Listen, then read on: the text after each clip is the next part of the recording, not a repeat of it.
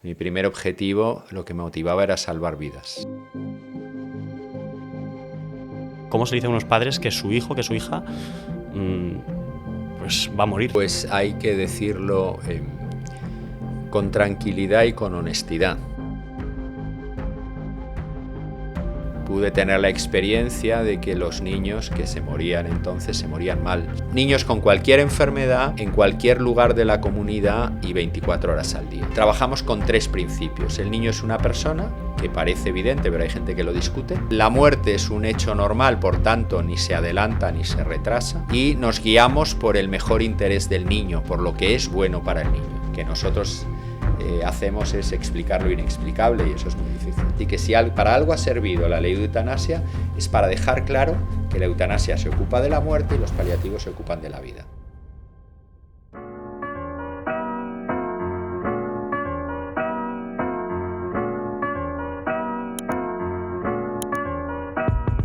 Bueno, pues bienvenidos, bienvenidas una vez más al Panóptico, el podcast de las preguntas últimas. Soy Víctor Luri, me acompaña una vez más mi queridísimo Gabriel Pout. Es un placer.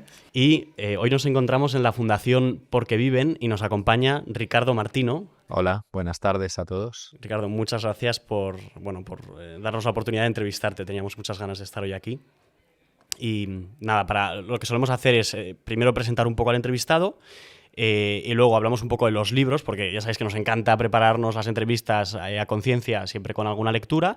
Y después Gabri tiene una sección súper chula que se llama Icebreaker, que es como para romper un poco el hielo así de forma rápida. Y luego ya entramos en materia. Muy bien, pues a lo que queráis. Perfecto, vamos a por ello. Bueno, además de dar gracias a Ricardo, quiero dar gracias a su hijo, a Manuel, porque fue el que me puso un poco en contacto con usted. Así que, Manuel, muchas gracias. También muchas gracias a Cristina del Amo, de la Fundación Porque Viven. Y os estaréis preguntando qué es la Fundación Porque Viven. Bueno, la Fundación Porque Viven es una fundación que acompaña a familias que están pasando por situaciones impensables, ¿no? Que cuando la medicina dice que ya no hay nada que hacer, la fundación dice que todavía hay mucho que hacer, ¿vale? Y Ricardo, que probablemente muchos ya le conozcáis, otros quizás no tanto, es el jefe de la unidad de cuidados paliativos pediátricos del Hospital Niño Jesús, desde, si no me equivoco, me corrige Ricardo, desde el año 2008. 2008, efectivamente. Perfecto, me lo había aprendido bien entonces. Y lidera un equipo de unas 40 personas y cada año, creo que también me he estudiado un poco el dossier que me ha pasado antes Cristina, muchas gracias, que lo tenemos por ahí, atendéis a unos 700 niños, sí, ¿no? Sí. Que se dice pronto. Vale. Vale, pues presentando los libros. El primero de ellos, que además nos lo recomendó el propio Ricardo, porque claro, ya sabéis que Gabri y yo pues, hacemos muchas entrevistas centradas en metafísica, en teología, tal, y ahí pues estamos un poco más frescos, pero el tema de los cuidados paliativos, a pesar de que es un tema que nos interesa muchísimo, ¿no? Que vamos a empezar a tratar más en el canal, pues bueno, nos queda un poco más lejos, y para empezar a vivirlo un poco más, a entenderlo más, nos recomendó Ricardo este libro de Sergio del Molino que se llama La Hora Violeta. Es un libro muy impactante, a la vez muy tierno, en el cual el autor del libro, Sergio, pues narra el periodo vital, ¿no? De su vida desde que a su hijo de apenas 2 años le detectan una leucemia muy agresiva hasta que finalmente fallece, ¿no? Al final cerraremos la entrevista con una frase del libro que me pareció muy bonita, de la mujer de Sergio del Molino. Y el otro libro que traíamos aquí para traer una perspectiva más también desde el punto de vista profesional, de Enric Benito, El niño que se enfadó con la muerte. Y esto, la verdad es que ha sido una casualidad porque estuvo Enric hace una semana y media en Madrid, le pude conocer, estar en una conferencia y aproveché para leer su libro. Así que nada, muy recomendables los dos, os dejaremos los enlaces en la descripción. Y ya con esto, Gabri, Icebreaker.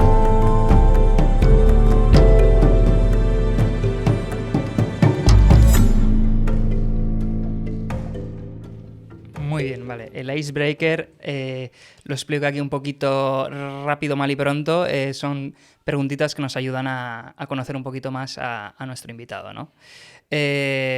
Responde con la extensión que quieras, ¿vale? Si quieres explica un poquito por qué de las cosas. Me gusta explicarlo como cosas que te llevarías a una isla desierta si fueras a pasar ahí toda tu vida, ¿no? Entonces, lo primero que te voy a preguntar es ¿qué libro te llevarías? Si solamente te puedes llevar un libro.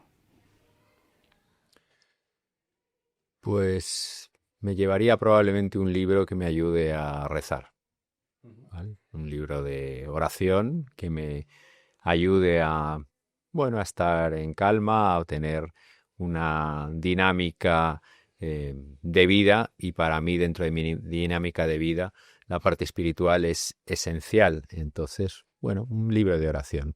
Muy bien. ¿Algún autor en concreto? ¿Jack Philippe o así? Franz Jalics, por ejemplo. Franz Jalics. Este era maestro de Pablo Dors. Ah, sí, Lo mencionó él, sí. Ojo, pues, cómo se conecta, ¿eh? Has visto, todo aquí todo en el panóptico todo está conectado. Lo siguiente que te voy a preguntar es, si te tienes que llevar un disco o una canción, ¿qué canción sería? Bueno, a ver, yo no tengo mucha cultura actual de canciones. Como es para romper el hielo y yo me dedico a los paliativos, podría ser Me muero por conocerte. Toma, estupendo, ¿eh? Y hacemos atención a domicilio, así que puede ser Vivo en la carretera. Toma. Lo llevaba preparado de casa esto, ¿no? No. ¿Os habéis puesto de acuerdo? Aseguramos que no hemos mantenido contacto previamente. Pero el objetivo era romper el hielo, así que ya está roto. Muy bien, se está consiguiendo, ¿no? Se está consiguiendo. Y lo último, una película. Uy, una película. Misión Imposible. Muy bien. Toma. Ya tienes para rezar, tienes un poco de música así de todo tipo y Misión Imposible para echar el rato. Misión Imposible, la 1, ¿no? No la 4, porque ya van por la 6 La o la 7, ¿no? 4.5. Sí, no, van por la 8. No sé cuál es la que más me gusta, pero me gusta ese tipo de cine porque me hace no pensar en nada. Sí. Y eso de vez en cuando descansa. Sí. No, es muy necesario. Eso es un discurso que en el mundo de los cinéfilos y los cineastas creo que no se habla mucho, pero es la necesidad de que existan blockbusters. Es esencial. Ese día que te apetece ver robots gigantes pegándose con monstruos gigantes, o Misión Imposible, o algo que roban, un haste imposible, eso siempre viene muy bien. No, porque te atrapa la atención sin pedirte nada a cambio. Sí. Total. Pues nada, hemos terminado con esto, el icebreaker. Vamos al turrón. Vamos a ello. Lo primero que le quería preguntar, Ricardo, es... yo quise contactar con usted y lo hice a través de Manuel, de su hijo, a raíz de una entrevista que le hicieron en El Mundo, y hay una frase que usted decía, o al menos la ponían así, que decía: nadie en su sano juicio hace pediatría para dedicarse a esto, ¿no? Lo primero que queríamos preguntarle es cómo acabó usted siendo el jefe de la unidad de cuidados paliativos pediátricos. Bueno, yo creo que todo el mundo tiene historia, y para mí el trabajo que hago ahora da sentido a todo lo previo. Yo opté por la pediatría porque quería una medicina que se dedicara a la persona entera y no solo a partes de su cuerpo, ¿no?, como otras especialidades. Y luego, dentro de la pediatría, yo hice cuidados intensivos. O sea, mi primer objetivo, lo que me motivaba era salvar vidas. Pero en ese recorrido pude tener la experiencia de que los niños que se morían entonces se morían mal, se morían muy solos, muy distantes de su familia, con poca información, de una forma bastante poco humana. Entonces me fui a Suiza a seguir formándome en eso, y allí descubrí otra forma de acompañar esto, que me interrogó. Así que al volver, estamos hablando del año 95, se produjeron dos hechos coincidentes. Uno, que era la epidemia entonces del SIDA, y una orden religiosa, las Hijas de la Caridad de San Vicente de Paúl, abrieron una casa en Madrid, un hogar que se llama la Casa de Belén, para atender a esos niños que en aquel momento todos se morían y todos eran huérfanos. Porque la infección se la habían transmitido sus padres, iban a morir antes que ellos. Y abrimos esa casa, yo como pediatra voluntario de esa casa, con dos objetivos: que los niños ingresaran poco en los hospitales y que si tenían que morir, que murieran en casa. Y ahí empecé a meterme en este mundo de atender a los niños con enfermedades incurables y también con situaciones sociales difíciles. Y por otro lado, ¿no?, dentro del mundo profesional, en los cuidados intensivos, yo hice mi tesis doctoral sobre qué necesidades y qué actitudes tenían los médicos que trabajaban en cuidados intensivos en los niños cuando se les moría un paciente de los que estaban atendiendo. Y bueno, fue una primera exploración también que empezó a abrir una puerta al conocimiento, porque en esto de la medicina tú tienes también que aportar al conocimiento. Y en aquel momento en España prácticamente no había nada, había una iniciativa incipiente en el Hospital San Juan de Dios de Barcelona, pero bueno, pues yo me fui metiendo en ese mundo y eso cambió mi práctica profesional. Yo trabajé de pediatra en hospitales generales, pero ya en el año 2007 se plantea la posibilidad de abrir un equipo de cuidados paliativos pediátricos en el Hospital Niño Jesús. Presentamos un proyecto a la Consejería de Sanidad que aprobó y desde entonces, desde el año 2008, de forma efectiva, atendemos en la Comunidad de Madrid a todos los niños que necesitan cuidados paliativos, es decir, que tienen enfermedades incurables, que les ocasionan pues dificultades en su vida y limitación en su tiempo de vida, que pueden ser días, meses o años, porque atendemos a niños con esas características también durante años. Niños con cualquier enfermedad, en cualquier lugar de la comunidad y 24 horas al día. Y eso es lo que empezamos a hacer y lo que 18 años después seguimos haciendo. Uh-huh. ¿Y cómo resumiría la misión de su unidad de cuidados paliativos pediátricos? Si tuviera que decirlo así, no a modo eslogan, pero de forma resumida, para que la gente que no esté tan familiarizada, ¿no? O sea, nosotros lo que hacemos es proporcionar atención integral a los niños que tienen enfermedades incurables en etapas difíciles de su vida y en el mejor lugar en el que pueden estar, que si es posible, siempre su casa. Integral, ¿qué quiere decir? Más allá de lo físico. Claro, el niño es una persona, partimos de eso. Uh-huh. Nosotros trabajamos por principios, aquí no puedes tener libros de recetas. Y trabajamos con 3 principios. El niño es una persona, que parece evidente, pero hay gente que lo discute, porque como no hablan la mayor parte de ellos, pues hay gente que discute eso y lo publica y tal. La muerte es un hecho normal, por tanto, ni se adelanta ni se retrasa. Tan mal está la eutanasia como la obstinación terapéutica. Y nos guiamos por el mejor interés del niño, por lo que es bueno para el niño. No solo por el sufrimiento de la familia o por lo que los profesionales pensamos de cómo es la vida de este niño. Entonces, el niño está en el centro y nosotros subordinamos todo al bien de ese niño. Uh-huh. Enrique Benito, en el libro que presentó al principio, hablaba un poco como de un tridente, ¿no?, de personajes, por así decirlo, de esta, digamos, película, perdón por la comparativa, pero decía que el protagonista evidentemente es el menor, los coprotagonistas son la familia y luego pues gravitando están los profesionales que evidentemente tienen un papel crucial.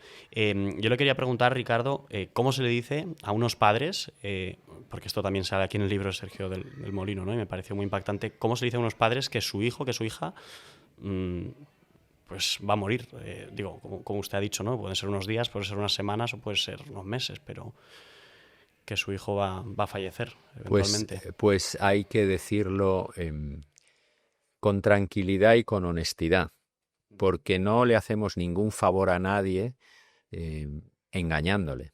Si unos padres quieren en cada momento darle lo mejor a su hijo, tienen que saber qué es lo que necesita en cada momento para estar bien. Y si no tiene curación, la enfermedad que tiene, hay muchas otras cosas que se pueden hacer para que viva bien. No, porque no se pueda curar, no se puede decir que no se puede cuidar. Hay niños con enfermedades incurables que tienen vómitos, respiran mal, les duele algo, aunque su enfermedad no se cure, podemos hacer mucho por el bien del niño. Y hay que decirlo con honestidad, hay que decirlo de modo que lo comprendan y hay que dar la información suficiente para que les ayude a tomar decisiones en su vida. Claro, luego también me imagino que hay un proceso ahí de educación hacia los padres, ¿no? Los padres también tienen que entender todo este proceso y ponerse un poco en situación de lo que está por venir, ¿no? Claro, nosotros en cuidados paliativos hacemos 3 cosas, que es atención, acompañamiento, que es todo ese acción que hacemos desde el equipo profesional para ayudar a los padres a asumir y afrontar esta realidad, y también porque hay que pensar que cuidar 24 horas al día en esa situación es agotador, hay que ofrecer a las familias respiro, es decir, periodos de descanso para que puedan seguir cuidando. Estamos hablando de cuidados paliativos, la gente tiene más interiorizado el cáncer, pero por ejemplo, si tú piensas en un chico con parálisis cerebral infantil grave, algo le pasó al nacer y se muere a los 25 años. 25 años de su vida vive con limitación, con necesidades de cuidado, con dedicación de la familia, y eso agota a cualquiera. Entonces, de verdad, el que quiera ofrecer una atención a ese niño y que los cuidadores se puedan mantener en forma, tú tienes que ofrecerle periodos de descanso a esos cuidadores. Uh-huh. No, ahora que he mencionado el tema de la parálisis cerebral, quería aprovechar para mandar un saludo a mis amigos y a la familia de Aspace, porque yo estuve 6 años con ellos en ocio y rehabilitación y la verdad es que a mí me cambió la vida. O sea que recomiendo encarecidamente quien pueda hacer voluntariado de cualquier tipo, pero si es en concreto con parálisis cerebral, por lo menos desde mi experiencia, muy enriquecedora. Luego quería conectar... Ricardo, respecto al hecho de decirle, de no ocultar, ¿no?, la verdad a los padres. Enrico y Benito utilizaba una frase que es del Evangelio, ¿no?, la verdad os hará libres. Claro, a los padres, ¿no?, que al final son adultos, claro, esto es una cosa, pero a un niño, ostras, es más complicado, ¿no? Sergio del Molino decía en su libro que, claro, un adulto todavía, si le viene una enfermedad incurable, puede decir, pues apelar incluso al castigo moral o tal, pero claro, un niño no tiene esa comprensión de la muerte. Entonces, a un niño, o sea, entiendo que no es lo mismo un niño de 10 años que un niño de 3 años, ¿no? Pero se le dice que va a morir o se le hace entender de alguna forma, ¿tiene capacidad para entenderlo? O sea, estoy aquí totalmente en blanco, con este tema, pero... A ver, yo creo que hay que tratarle como a cualquier persona, es decir, saber lo que sabe y lo que quiere saber. Y por otro lado, cuando alguien te lanza una pregunta que te sorprende, lo más importante no es decir sí o no, sino a qué responde eso que me estás preguntando. O sea, si un niño te pregunta, ¿me voy a morir?, tienes que preguntarle, ¿por qué en este momento? ¿Qué te preocupa? Porque a veces lo que le preocupa no es la muerte, lo que le preocupa es el dolor, la soledad, los juguetes, la soledad de sus padres. Si el padre y la madre están enfrentados, ¿qué va a pasar con la familia cuando él no esté? Entonces, antes de dejarse atrapar por la intensidad de la pregunta, lo más importante es qué te preocupa en este momento, qué es lo que quieres saber. Si al final hay que llegar a un sí o a un no, pues se llega, pero no se contesta así de modo inmediato. Y luego, como tú decías, efectivamente, los niños pequeños hacen preguntas pequeñas y esas preguntas existenciales y trascendentes nos las hacemos los padres.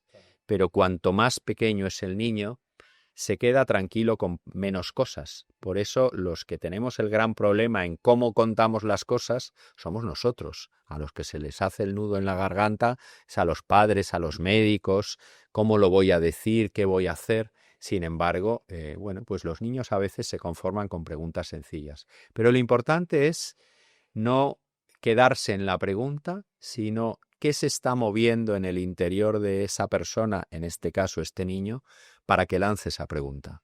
Eso es lo realmente importante. Uh-huh. Y entiendo que, por tanto, no hay como una fórmula perfecta, ¿no?, para decirle a un niño, pues... No hay una fórmula perfecta porque depende de la edad, su experiencia previa, las experiencias que haya tenido de muerte o de afrontamiento en la familia, la cultura, la religión. Hay muchas cosas. Nosotros intentamos hacer traje a medida. No tenemos que... Esto de maestros de la costura lo inventamos nosotros. Claro, entendiendo todo el contexto, ¿no?, que rodea. Sí. Y yendo también un poco a los padres, había un tema que trataba Sergio del Molino que me parecía muy interesante y me pareció angustioso en muchas partes del libro, que era todo ese tema de la incomprensión de... en parte familiares o amigos o en general la sociedad, ¿no? Y había un momento del libro que él decía, hubo una vez que en el hospital con mi niño ingresado, no sé qué, un conocido nos gritó, arriba los corazones, y yo tuve ganas de pegarle un puñetazo, ¿no? Eso decía Sergio del Molino. Entonces, ¿cómo hay una fórmula o cómo empatizas con esos padres, ¿no?, que están en esa situación de casi un aislamiento, ¿no? ¿Hay alguna forma de empatizar? Porque claro, entiendo que la fina línea que hay entre compasión y caridad o pasarte un poco de sensiblería es muy complicada, ¿no? Este tipo de trabajo, y cuando te relacionas con gente que sufre, no puedes trabajar sin empatizar o sin establecer un vínculo necesario para que haya una relación de confianza y que, bueno, pues puedas trabajar y los padres o los pacientes puedan ir aceptando lo que tú propones. Cuando en el ámbito de la medicina, pero también en el ámbito de la empresa o de otro sector, no es tan importante el mensaje como el mensajero. Si tú aceptas al mensajero, aceptas al mensaje. Tú puedes tener un mensaje muy bueno, pero si lo cuentas mal, levantas barreras. Tú puedes tener un mensaje pobre, pero si lo cuentas muy bien, suscitas interés. Y para nosotros la comunicación en este ámbito es tremendamente importante. En medicina, por ejemplo, el procedimiento más frecuente que hacemos todos los días es hablar y escuchar. Y sin embargo, no hay una formación específica para esto de modo reglado. ¿Vale? Y es donde te juegas todo. La tarea más importante que yo hago a lo largo del día es sentarme con una familia. La medicación, las técnicas, todo se entrena, se aprende, pero donde tienes que estar con todos los sentidos, 100% de atención, en tu mejor forma física, mental y espiritual, es cuando te tienes que sentar con una familia que sufre y le tienes que explicar a dos hermanos que a su hermano de 5 años le vamos a quitar el respirador porque se está muriendo, por ejemplo. ¿Y eso lo hace su equipo? O sea, ¿no lo hacen los padres? ¿No se les dice a los padres cómo hacerlo? Depende de cada niño. O sea, los padres están la mayor parte del tiempo con los hijos, pero en este caso los padres nos piden, oye, esto explicárselo vosotros porque nos rebasa y es lo que tenéis que hacer. Y así que nosotros también tenemos esas conversaciones difíciles, pero esos son los actos más importantes del trabajo que hacemos. Por supuesto, nosotros tenemos que intentar que los niños estén bien en su casa, sin dolor, sin vómitos, con la epilepsia controlada, respirando lo mejor posible, pero también tienes que sostener a esos padres para que le cuiden bien y, bueno, pues los padres te dicen muchas veces, ya sé lo que me va a decir, pero dígamelo bien. Cuando tú lo dices mal, le puedes hacer mucho daño a la gente. ¿Qué implica decirlo mal? Pues las familias siempre recuerdan el momento del diagnóstico de una enfermedad, ¿no? Hay enfermedades de estas incurables que se pueden diagnosticar durante el embarazo. Y llega alguien y le dice, su hijo tiene una enfermedad incompatible con la vida. Y eso es una contradicción para alguien que tiene un hijo vivo dentro. Y además es una ecografía, late el corazón y dices, pero si está vivo, ¿qué es esto de incompatible con la vida? Y no le dicen más. Primero, por lo menos tienes que decir incompatible con la vida extrauterina, porque aquí está vivo. Y luego tienes que explicarle en qué consiste esas limitaciones de vida, porque esto no es blanco o negro. Hay muchas enfermedades y muchas situaciones que el niño puede salir adelante y puede vivir días, meses o años. Nosotros les explicamos a veces a las familias cómo va a ser la vida de ese hijo, que ya le han puesto un nombre, le quieren cuidar, le quieren querer y le quieren integrar en la familia el tiempo que sea. Entonces también hay que dar valor a eso. Muchas familias recuerdan el impacto del diagnóstico, ¿no? Te dicen, vale, ya sé lo que me va a decir, pero por favor dígamelo bien.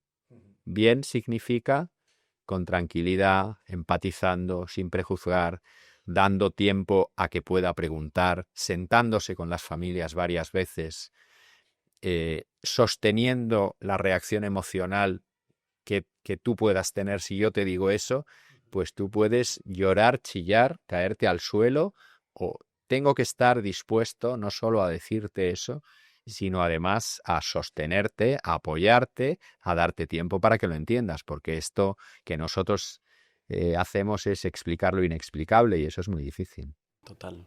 Claro, y hay que mantener como, ahora que está muy de moda, un cierto estoicismo, ¿no? Porque tampoco te puedes poner como profesional a llorar con la familia. O sea, no pasa nada por llorar, pero hay que ser consciente de nuestras propias emociones. Y en este trabajo hay que asumir que tienes una parte de sufrimiento, pero tú no puedes morir con cada persona.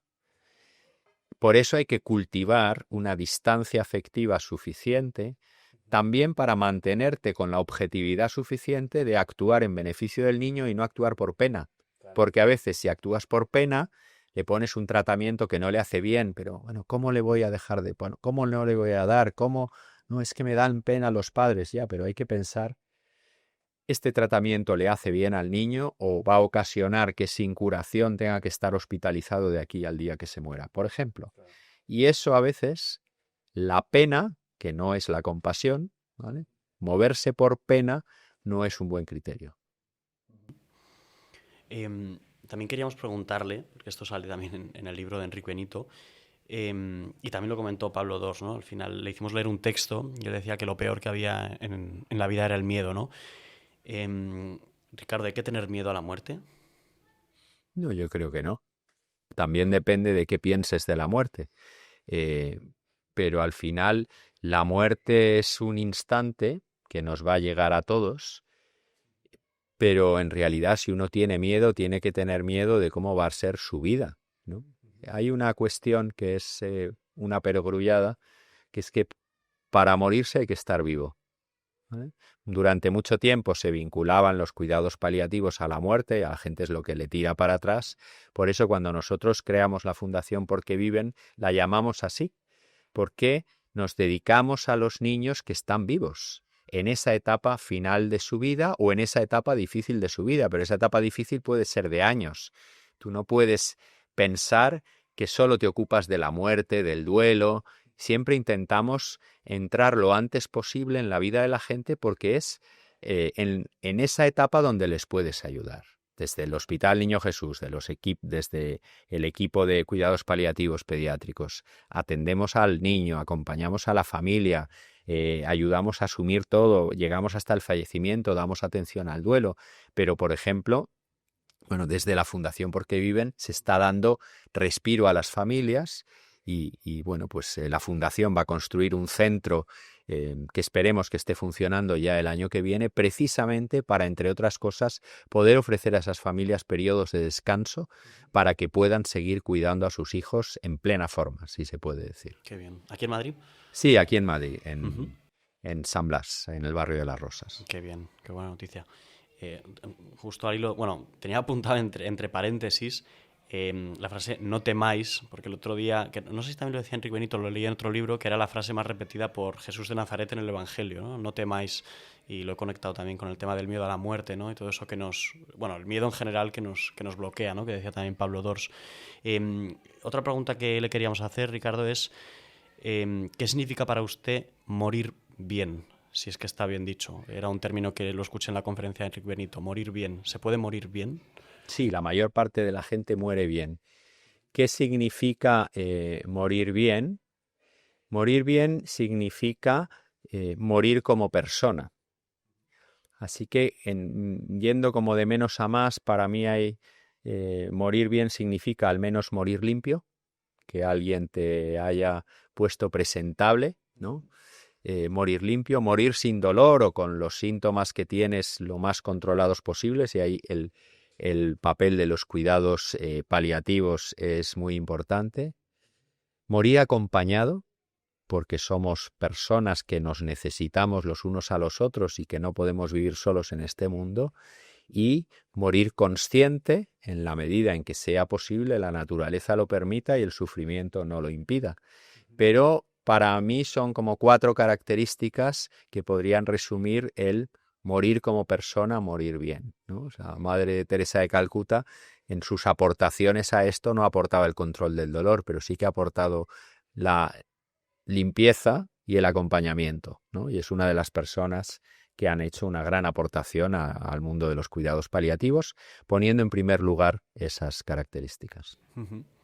Habla usted del acompañamiento, ¿no? Que es tan importante, y yo le quería preguntar cómo es el momento de la despedida, ¿no?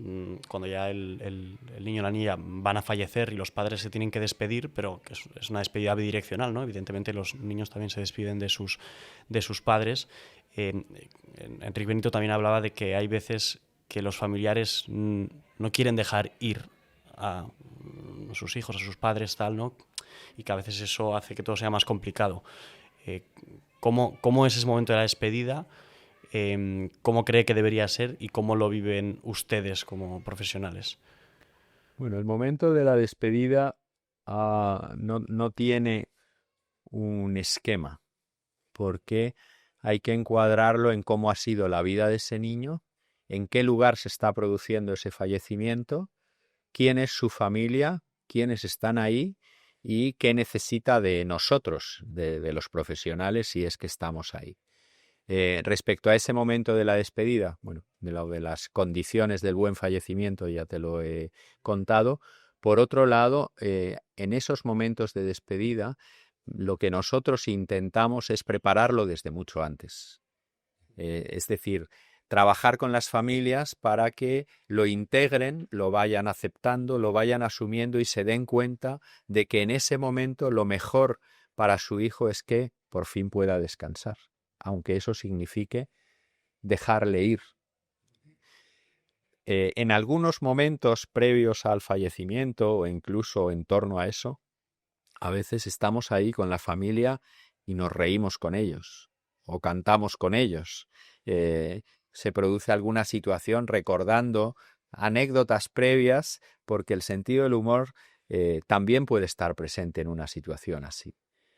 Nosotros intentamos que ese sea un momento de intimidad familiar y si estamos, pues a veces nos retiramos para permitir que la despedida sea algo privado de la familia, como era antes el acontecimiento de la muerte en las familias, que ocurrían en la casa del pueblo y ahí no había nadie medicalizando la situación. Eso ha cambiado, pero hay que hacer esfuerzos por preservar y darle las fuerzas suficientes a esa familia para que pueda hacer lo que les corresponde, que es despedirse en la intimidad. Hay padres que se meten en la cama con su hijo y el niño se muere abrazado por los dos padres, pues eso es una muerte ideal en el seno de una familia. Cuando pasa eso, y a veces los padres se dan la vuelta, te dicen, mira, nunca lo había pensado, pero me he quedado en paz, dices, bueno, trabajo bien hecho. ¿Vale? Nuestro trabajo no es de éxitos ni de números, pero esos son los buenos resultados. Le quería preguntar que bueno, que su profesión le hace estar en momentos que yo creo que las personas como mucho viven 1, 2, 3 veces en la vida. ¿Usted qué lecciones ha sacado de su profesión y de estos momentos tan íntimos, ¿no? ¿Qué conclusiones ha sacado de su propia vida o qué implementa en su propia vida? Bueno, yo he aprendido mucho y sigo aprendiendo mucho. Y eso está bien, porque solo aprende el que sabe que no sabe. Así que yo me considero un ignorante y tengo la alegría de poder seguir aprendiendo. Los niños son pequeños maestros porque te enseñan, por ejemplo, a estar presente con atención plena en el momento en el que están, ¿no? Eso que la gente ahora se esfuerza haciendo técnicas de mindfulness o de otra cosa, pero los niños están ahí y saben disfrutar del pequeño momento. Los niños son bastante honestos y te dicen la verdad. Tú tienes un niño que tiene dolor y en cuanto el analgésico hace efecto se levanta y juega y no se lo piensa, ¿vale? Así que te das cuenta de que esa verdad y esa capacidad para disfrutar del momento. Los niños también protegen y cuidan a sus padres porque saben que la enfermedad les hace sufrir. Así que ellos también se dan cuenta y también tienen palabras o gestos de aliento para los padres, ¿no? De los padres aprendo muchísima capacidad de sacrificio, amor, entrega, renuncia, humildad. Aprendes muchas cosas. Yo sigo aprendiendo y sobre todo aprendo que la vida y la muerte no está en manos de los sanitarios. Y eso, cuando a veces se lo decimos a las familias, les ayuda a saber que no somos seres omnipotentes, porque se vende la medicina como algo que lo puede todo y lo cura todo, y no es la realidad. O sea, la naturaleza es inexorable, se ha avanzado mucho en medicina en muchos campos y ahora pues hay muchos niños que ahora viven y que antes no vivían, pero bueno, eso hace que vivan dependientes de más dispositivos, de más tecnología, con más complicaciones, y hay que reenfocarse para darles la atención que necesitan. Ujú.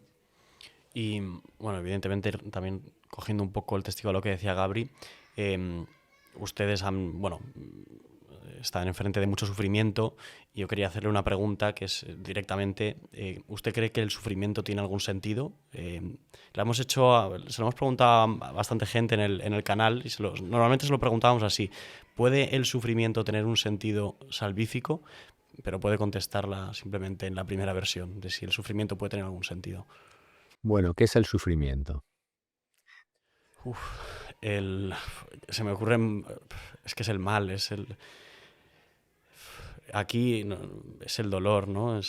¿Qué va, hombre? El sufrimiento es una capacidad humana. Está en la mente. No, el sufrimiento es una experiencia de vulnerabilidad, de impotencia, también un poco de balance entre lo que se te viene y tus recursos. Así que no hay un sufrimiento equivalente para todo el mundo, es una experiencia muy individual. El mismo hecho que a ti te puede causar un sufrimiento de 100, a mí me lo puede causar de 50 o de 500. Entonces, es una experiencia individual de vulnerabilidad. De justicia también, creo. No. Yo creo que de vulnerabilidad. ¿Es mala la experiencia de vulnerabilidad? Pues yo creo que no. ¿Por qué? Tú piensas que has sido padre recientemente. Si un niño nace y nadie le cuida, y nadie le da de comer, y nadie le seca y le calienta, o nace en un hospital apropiado, se muere. Y se muere sin tener ninguna enfermedad, solo por pertenecer a la especie humana. Así que la especie humana es esencialmente vulnerable. La vulnerabilidad no es una cosa mala, es una condición humana. Es decir, la fragilidad del ser humano hace que seamos dependientes de otros. Si no existiera la madre, o el obstetra, o la matrona, o el padre en esos entornos del nacimiento, los niños no saldrían adelante por el solo hecho de ser seres humanos. Así que la vulnerabilidad es una condición humana inherente al ser humano, y la dependencia es una consecuencia necesaria de la vulnerabilidad. ¿Qué quiere decir eso? Que si nosotros somos esencialmente vulnerables y esencialmente dependientes, la naturaleza tiene que haber previsto un instinto que se llama el cuidado, y que hace que las madres, por naturaleza, cuiden a su hijo. Las madres, los padres, el sistema, las familias, los clanes, las tribus, cuiden a su hijo. Así que no hay nada más humano que la fragilidad, no hay nada más humano que depender de otros, no hay nada más humano que el cuidado. Y eso que es depender de otros para salir de adelante ya está expresando un sentido de trascendencia. Nosotros tenemos que ser capaces de salir de nosotros mismos para poder llegar a ser nosotros mismos. Y la trascendencia, otros nos ayudan en ese camino, que es esa gente que nos cuida y, en el caso del ser humano, nos quiere. Entonces, ahí tú me dices, ¿sufrir es algo malo? No, sufrir es experimentar la vulnerabilidad inherente al ser humano en condiciones en que se presentan exigencias, agresiones o amenazas. Pero ahí, bueno, pues uno tiene sus recursos. ¿Qué sentido tiene sufrir? Puede darle un sentido, como le puede dar Viktor Frankl a la experiencia del sufrimiento, pero no es solo un sentido, es una capacidad. Por eso no se puede eliminar el sufrimiento del mundo, se puede aliviar. Se pueden poner medios y ayudar a las personas a que tengan más recursos para afrontarlo, o hagan un acto de aceptación.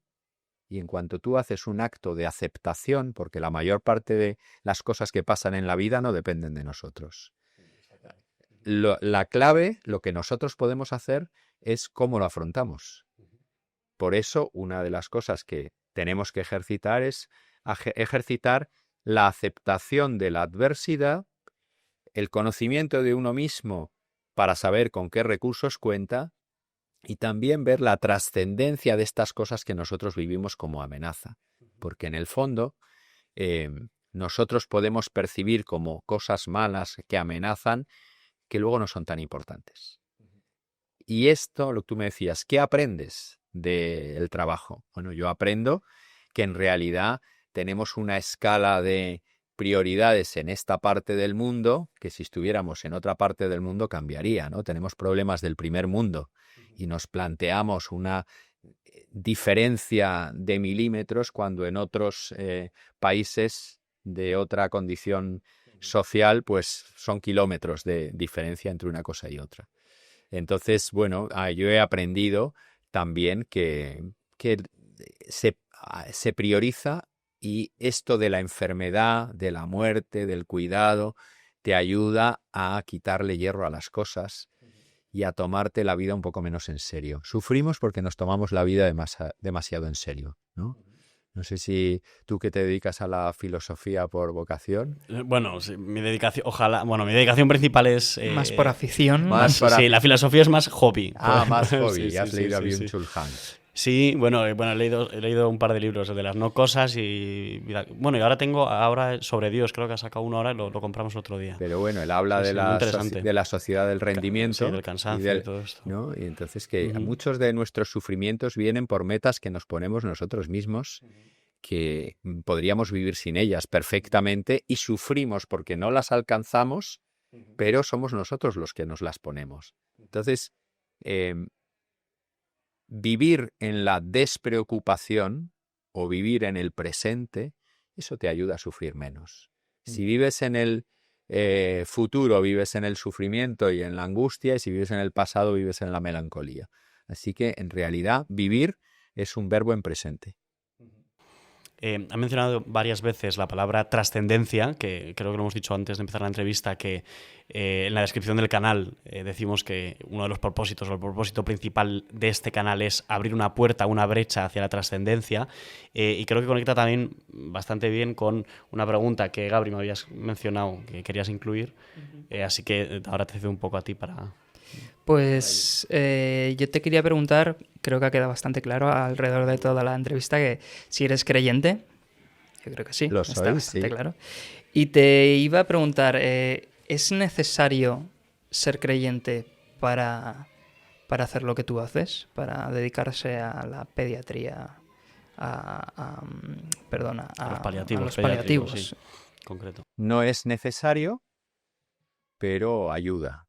No es necesario porque bueno, pues en un equipo es interesante que cada uno aporte una visión distinta del mundo, una experiencia de vida, una forma de entender las cosas.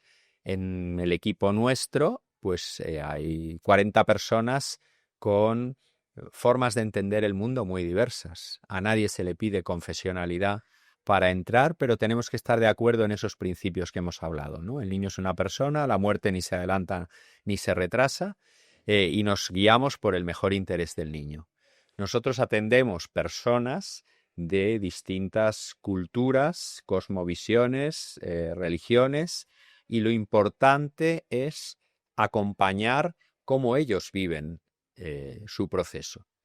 Pero es verdad que si tú no has hecho el propio ejercicio sobre tu propia espiritualidad, es muy difícil que puedas acompañar adecuadamente a esa persona. Por eso, a todos los que trabajan con nosotros, forma parte de la buena práctica profesional, formarse en espiritualidad, hacerse las preguntas existenciales: ¿qué pienso yo de la muerte? ¿En qué creo? ¿En qué no creo? ¿Cuáles son mis debilidades? ¿Cuáles son mis fortalezas? ¿Qué necesito para estar bien? Todo eso forma parte del entrenamiento necesario para poder trabajar bien. La parte espiritual hay que trabajársela. En mi caso, yo soy católico y hago oración de contemplación y ya tengo, bueno, pues otras prácticas, pero no es necesario. Ahora, a mí sí que me ayuda para entroncar con alguien que tiene una creencia religiosa, da igual que sea musulmán o que sea de una iglesia evangélica, que sea ortodoxo o judío, me ayuda tener claridad sobre mis propias convicciones para poder acompañar las suyas sin juzgar, sin intentar influir y sin intentar imponer nada. Ha mencionado que usted es, además de creyente, en específico católico, y hay una pregunta que hemos hecho en el 90% de nuestras entrevistas, que es sobre una figura que yo creo que nos interpela constantemente, que es central en el canal, que es Jesús de Nazaret. Y hacemos un ejercicio que lo hemos hecho tanto con gente creyente como con gente atea, que es una pequeña pregunta en formato roleplay, en la cual yo juego el rol de Jesucristo. Y yo le pregunto a usted, Ricardo, como decía Jesús a Pedro, y tú, Ricardo, ¿quién dices que soy yo? Bueno, tú eres Jesús de Nazaret, eres el Hijo del Dios vivo, y para mí alguien que me interpela, que me interroga y que se mete dentro de mí para poder reconocer en las personas que sufren también a ti mismo. Perfecto. Tenía un par de bloques rápidos antes de pasar al test final. Uno de ellos es, el otro día en la conferencia, a Enrique Benito hubo una pregunta que se le hizo sobre un tema de la que cada vez se habla más, que es el tema de las experiencias cercanas a la muerte. Y él mencionó pues, que había conocido a Pim Van Lommel, bueno, todos estos doctores. Sí que es verdad que él dijo que no había tratado tanto el tema de las ECMs. Yo le quería preguntar, en primer lugar, por su opinión sobre el tema de las ECMs y si ha llegado a conocer alguna. Y por otro lado, sí que Enrique Benito habló de, no sé cómo lo mencionó exactamente, dijo como experiencias previas a la muerte. Y él decía que estaba muy acostumbrado a que las personas, poco antes de morir, tuvieran encuentros con familiares fallecidos. Y esto me chocó mucho, o sea, me llamó la atención porque él dijo que era algo totalmente normal, que incluso pues, es muy habitual que una compañera me diga, oye, pues que Luisa de la habitación no sé qué me ha dicho que ha estado hablando con su madre. Entonces es como que pues dicen, oye, pues que le falta poco, ¿no?, a esta persona. Yo le quiero preguntar si esto usted lo ha vivido, tanto el tema de las ECMs, entiendo que en menor medida, tanto como este otro tema. O sea, el tema de las experiencias cercanas a la muerte, ¿no?, que es la gente que se va y vuelve, o que parece que se va y no se va del todo.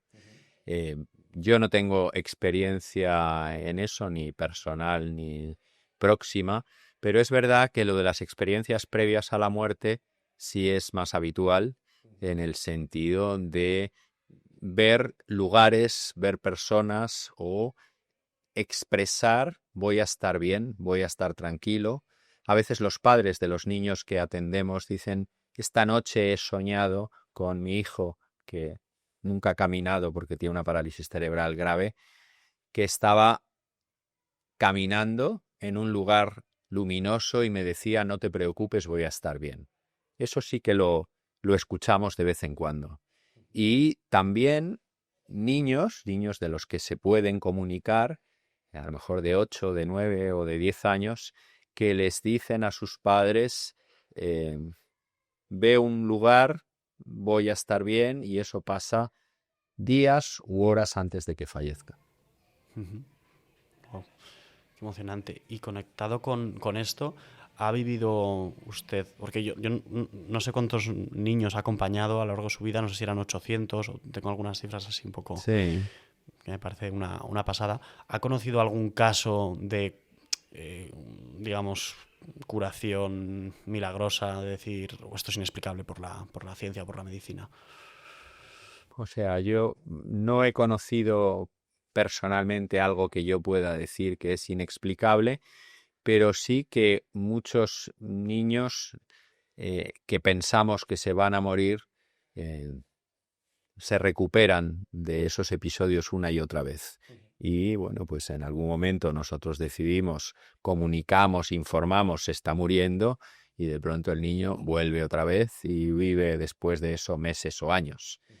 Pero milagros yo no he visto, la gente me lo pregunta, los padres me dicen, doctor, ¿usted ha visto a alguien resucitar?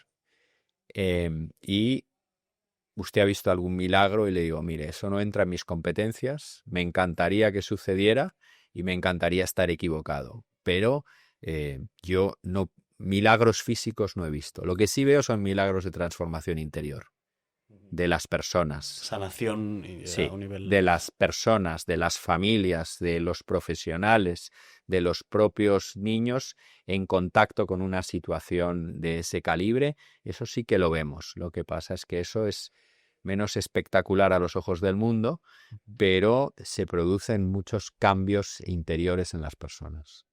Uh-huh. Y última pregunta, antes de pasar al test final. Está el tema de la eutanasia, ¿no? Que además siempre que se acercan fechas electorales lo traen, ¿no? Y todo esto, bueno, históricamente ahora ya está, ¿no? Yo siempre lo he visto como vasos comunicantes, ¿no? A mí me decían, ¿no? Porque si se aprueba la eutanasia, entonces los cuidados paliativos pues quedan como, se relegan todavía más, tal y no sé qué. Yo le quería preguntar por su opinión respecto a la eutanasia y ¿cómo cree usted que... Y también si cree que es un parche, ¿no? Y que perjudica a los cuidados paliativos. Bueno, yo creo que esto ya te lo habrán dicho. Es extraño regular la eutanasia antes de regular los cuidados paliativos porque está regulando para una minoría en vez de regular para una mayoría. El término eutanasia es un mal término porque significa buena muerte y cuando tú antes me preguntabas qué significa buena muerte, pues el 99% de la gente que se muere no se muere por eutanasia y se muere bien. Así que habría que cambiarle el nombre y llamarle pretanasia, que es muerte anterior. Pero eutanasia no debería llamarse. Se ha simplificado la denominación porque antes se le llamaba de muchas formas y ahora por lo menos solo se llama así, pero creo que el nombre habría que cambiarlo. La regulación de la eutanasia, ¿para qué ha servido? Bueno, yo creo que ha servido para llamar a las cosas por su nombre, por un lado, porque en la ley española pone eutanasia y luego habla todo el mundo de prestación de ayuda al morir. Así que queda claro. Y los paliativos hacemos prestación de ayuda al vivir. Así que si para algo ha servido la ley de eutanasia es para dejar claro que la eutanasia se ocupa de la muerte y los paliativos se ocupan de la vida. Entonces hay que mirarle la parte positiva en ese sentido. Yo no practicaría una eutanasia porque creo que nosotros no, como te decía, los médicos no tenemos la vida o la muerte en nuestras manos, eso no debe depender de nosotros.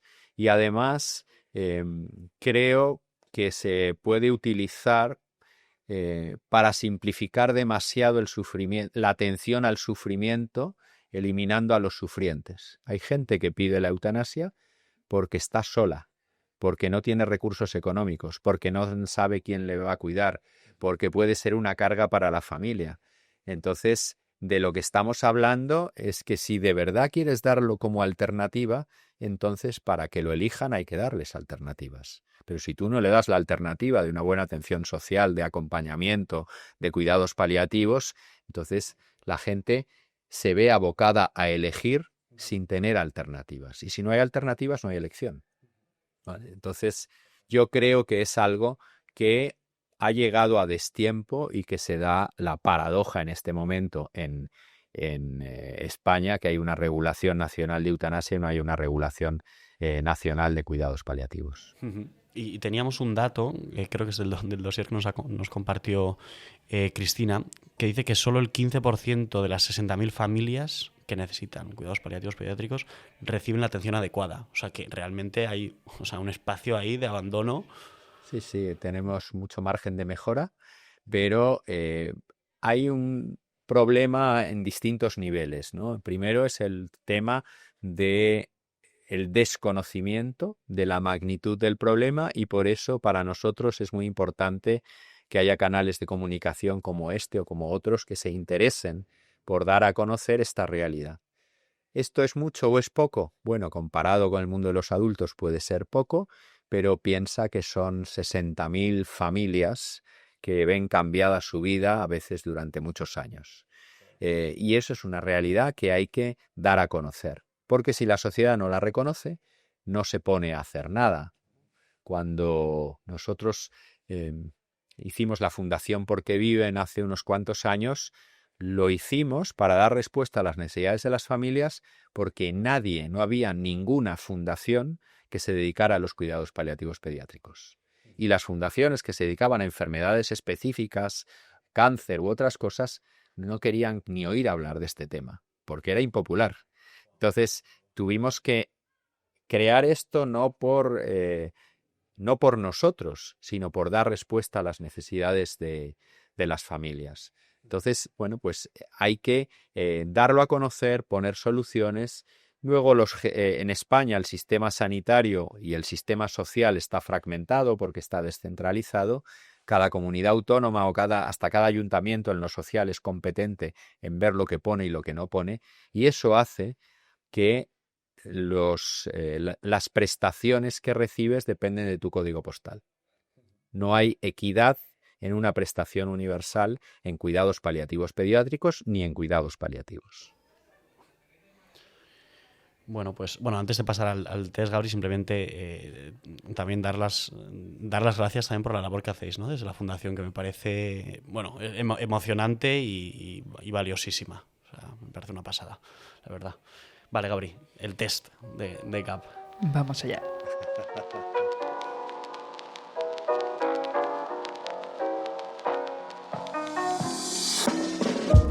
Vamos al test de GAP. Vale, este es un test de preguntas cortas y respuestas cortas, ¿vale? Son un poco complicadas en algunas circunstancias responder brevemente, pero te pedimos que lo intentes en la medida de lo posible, ¿no? Entonces, te empiezo a lanzar las preguntas. Como 30 segundos, ¿no, Gabri? Máximo. Máximo 30 segundos. Te empiezo a lanzar las Que preguntas. me venís aquí a examinar. Básicamente. Sí, a ver si apruebas, ¿eh? El examinador soy yo y soy una persona bastante... Exigente y dura. Exacto. Pues ahora vamos.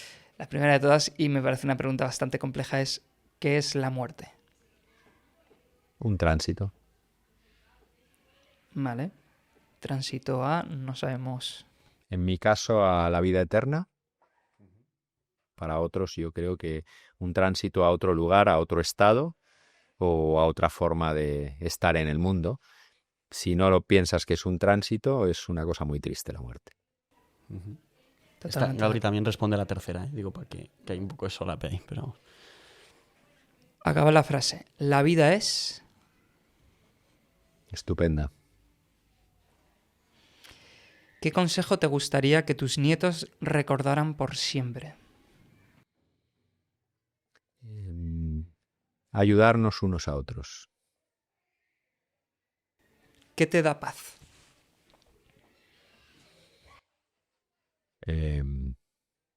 La familia, la oración, el descanso. Muy bien. Muy bien. Perfecto. Test muy rápido, respuestas este muy test ha sido rápidas. ágil. ¿Ya está? Y, sí. Está chupado. Es que Normalmente- te has comido la 3. Respondiste... No, pero... sí. Está bien, no. Es que sabíamos que la entrevista iba a ser intensa, entonces el test de GAP tenía que ser un poco más así. Vamos a hacer un cierre, que quiero leer solo un parrafillo breve y luego le dejo a usted, Ricardo, que si quiere cerrar de alguna forma la entrevista, pues lo haga. Porque en el libro de Sergio del Molino, que como he dicho al principio nos recomendó su lectura Ricardo, hay momentos en los que el propio autor, como está hablando, es autobiográfico, evidentemente, se cuestiona sobre el sentido de la vida, ¿no? Y al final, él incluye un artículo publicado en el periódico de su mujer, que creo que es una respuesta a esas dudas que él plantea, y lo quiero leer. Igual es un minuto de lectura, pero creo que a mí me parece muy bonito, ¿vale? Y lo escribe, repito, la mujer de Sergio del Molino cuando ya ha fallecido su hijo con apenas 2 años, ¿vale? Tras una leucemia. Y dice así: y aún así, a pesar de todo, nos sentimos afortunados, porque le tuvimos con nosotros, porque le quisimos y nos quiso, y porque ahora sabemos que no hay logro en la vida más importante que el de ser buenos padres. Por eso escribo hoy esta columna, porque no puedo celebrar el cumpleaños de mi hijo, pero quiero gritarle al mundo lo orgullosa que estoy de él. Pablo trajo la luz y la alegría, nos enseñó que se puede sonreír siempre, aunque las cosas estén muy feas, y que a veces un abrazo es más poderoso que el más fuerte de los calmantes. Ahora sé que hay batallas, ahora sé que hay que luchar todas las batallas, porque si pierdes la guerra, y todas las guerras pueden perderse, hay que caer derrotado sabiendo que has hecho lo que estaba en tu mano por ganar. Y sobre todo, ahora sé que el amor siempre vence a la muerte, porque ella me ha quitado a Pablo, pero jamás logrará que yo deje de querer a mi hijo. Me parecía como una forma de concluir muy bonita, así concluye el libro, como el amor, ¿no? Trascendiendo a la muerte. Y nada, Ricardo, puede concluir la entrevista diciendo lo que lo que quiera. Lo que quiera. Bueno, Minuto de oro. minuto de oro. Bueno, lo único que animo a la gente que vea esto es que se lo cuente a otros. Que los paliativos pediátricos existen, que las familias tienen necesidades y que hay un lugar en el que se puede ayudar que se llama la Fundación Porque Viven, que entren en la web porqueviven.org y ahí tendrán toda la información. Si quieren ayudar de alguna forma, nosotros y sobre todo los niños y las familias se lo van a agradecer. Perfecto, pues nada, dar las gracias una vez más. Gracias también a Cristina y a la Fundación. Hasta la próxima. Chao.